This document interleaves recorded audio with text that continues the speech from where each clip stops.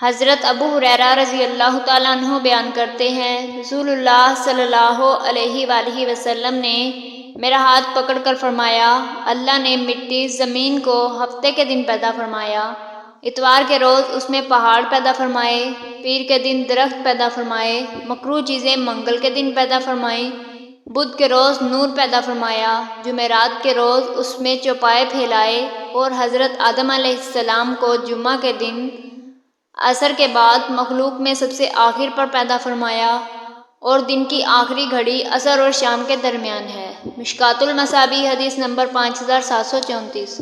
حضرت عبداللہ بن سرجس رضی اللہ تعالیٰ عنہ بیان کرتے ہیں، میں نے نبی کریم صلی اللہ علیہ وآلہ وسلم کو دیکھا اور آپ کے ساتھ گوشت روٹی کھائی یا کہا سجید کھائی، پھر میں گھوم کر آپ کی پچھلی جانب گیا اور میں نے آپ کے دونوں کندھوں کے درمیان بائیں کندھے کی نرم ہڈی کے پاس مہر نبوت دیکھی، اور وہ بند مٹھی کی طرح تھی، اس پر 2 تل تھے جیسے مس سے ہوں۔ مشکوٰۃ المصابیح حدیث نمبر 5780۔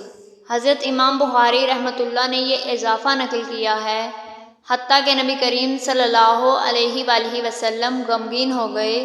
ہمیں جو روایات پہنچی ہیں ان کے مطابق یہ ہے کہ آپ صلی اللہ علیہ وآلہ وسلم شدید غمگین ہو گئے۔ کئی دفعہ ان کے دل میں یہ خیال آیا کہ وہ پہاڑ کی چوٹی سے اپنے آپ کو نیچے گرا لیں۔ وہ جب بھی پہاڑ کی چوٹی پر پہنچ کر اپنے آپ کو گرانے لگتے تو حضرت جبرائیل علیہ السلام آپ کے سامنے آ جاتے اور کہتے، اے محمد صلی اللہ علیہ وآلہ وسلم، آپ اللہ کے سچے رسول ہیں۔ اس سے آپ کا قلبی اضطراب ختم ہو جاتا اور آپ صلی اللہ علیہ وآلہ وسلم سکون محسوس کرتے۔ مشکوٰۃ المصابیح حدیث نمبر 5842۔